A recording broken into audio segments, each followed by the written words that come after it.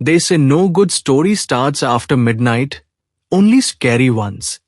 I didn't believe that until I picked up a ride that changed my life. My name is Dev Kapoor. I used to be a writer, but now I drive a taxi in London at night. I needed money. Every night, I drove through dark streets, looking for passengers and trying to forget my past. It was a normal Thursday night, cold and rainy. I was near Farringdon Station, drinking coffee and listening to soft music on the radio. Suddenly, my phone beeped. New ride. Pick up. Crossbones Graveyard. Time: 12:44 a.m. Destination: unknown. I frowned. Crossbones is an old graveyard where poor and forgotten people were buried. It's not a place anyone goes at night. But I needed the fare. When I got there, I saw her, a tall woman wearing black. She stood still, like a statue. She quietly got into the car. Her perfume smelled like old flowers and something burning. Where to? I asked. She didn't answer. Then she said, just drive. Her voice sounded far away. I should have left. But I started the car. That was my first mistake. I looked at her in the rearview mirror.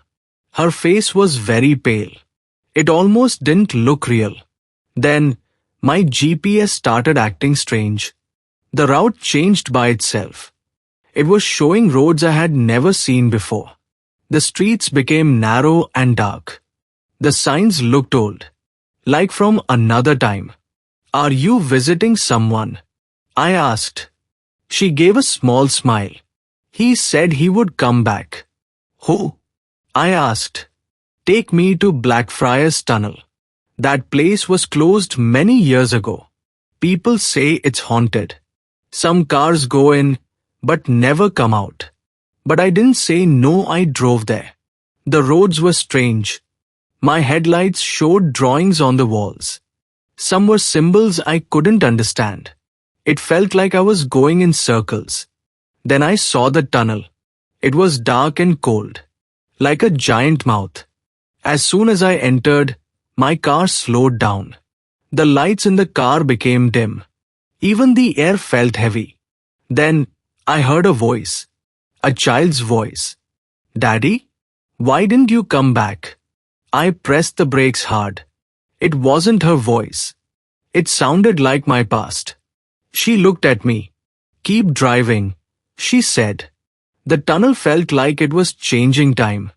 I heard whispers. Names. Secrets I never told anyone. She spoke again. You left someone, Dave. Didn't you? How do you know my name? I asked. She didn't reply. Then I saw a shadow behind her. My sister Reena. She died 10 years ago. I wasn't there when she needed me. My heart was racing. I turned the radio up. But all I heard was my name, Dave, again and again. My hands were shaking. I wasn't driving anymore. The car was moving on its own. Suddenly, we weren't in the tunnel anymore.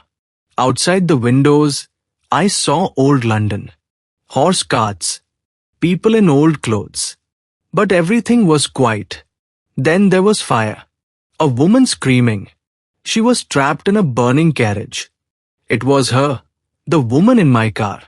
She looked at me and said, I waited. The glass on my windshield cracked. Then everything went black. We were back in the tunnel.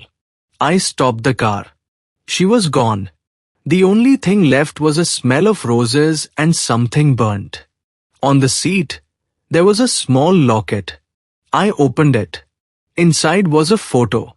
Me, her, and a little girl. But I don't have a family. I don't have a daughter. Not in this life. I tried to drive back. But the roads were different. Signs were backward. People were walking in rivers. Clocks were ticking the wrong way. It was like a mirror world. I returned to Crossbones Graveyard. She was there. You can leave, she said, if you forget. What if I can't forget? She smiled. Then you'll ride again. She disappeared. That night, when I returned home, I couldn't sleep. I kept seeing her face, her smile, the fire. Eventually, I drifted into a restless sleep. I saw a house. An old wooden house in the middle of a jungle. Fog all around it. And she was there, standing on a tree branch, smiling at me. Then she disappeared into the dark. I woke up sweating, but the image of that house stayed in my mind. It felt too real. I had to find it. The next morning, I took my car and followed the directions from my dream. I drove far outside the city until the roads turned into dirt paths and trees closed in around me. Finally, I saw it. The same old house from my dream. Wooden. Falling apart. Surrounded by silence. I walked toward it slowly, my heart beating fast. I stepped inside. The wooden floor creaked under my feet. Cobwebs hung from the ceiling. Everything was dusty.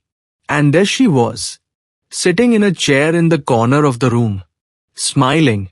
But before I could say a word, she vanished. I climbed the stairs, following the sound of her footsteps. She entered a room. I followed. But the room was empty, except for one thing. Photos. All over the wall.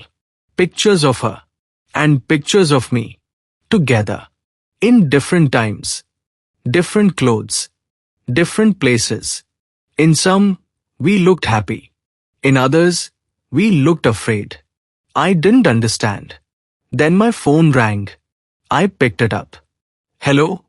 Her voice. You killed me. The phone slipped from my hand.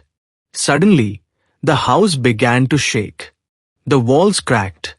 The wind howled outside. I tried to run, but the door slammed shut. A mirror in the corner began to glow. I looked inside it and saw myself. Younger. Standing beside her. Holding hands. Then I remembered. She wasn't just a passenger. She was someone I once loved. But I left her behind in a fire. I had run away. She had waited. Now, I had come back. The house stopped shaking.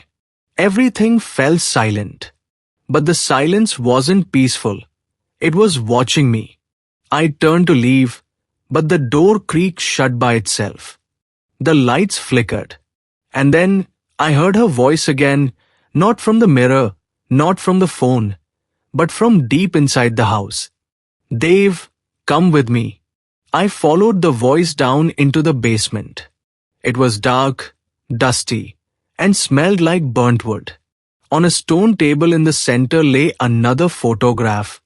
Me, holding her hand, both of us smiling. Suddenly, I remembered everything.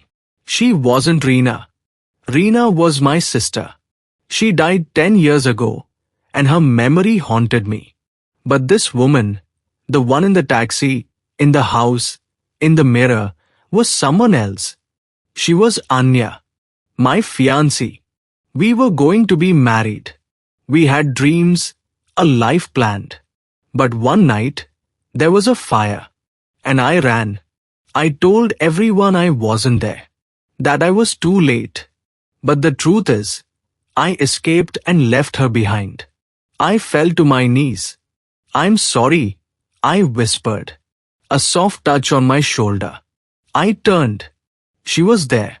No anger. Only sadness. Now you remember, she said. The room glowed bright, white and gold. The pain in my chest lifted. She stepped back, fading into the light. Goodbye, Dave. And she was gone. I walked outside. It was morning. The house still stood behind me. But now it looked peaceful. Almost beautiful.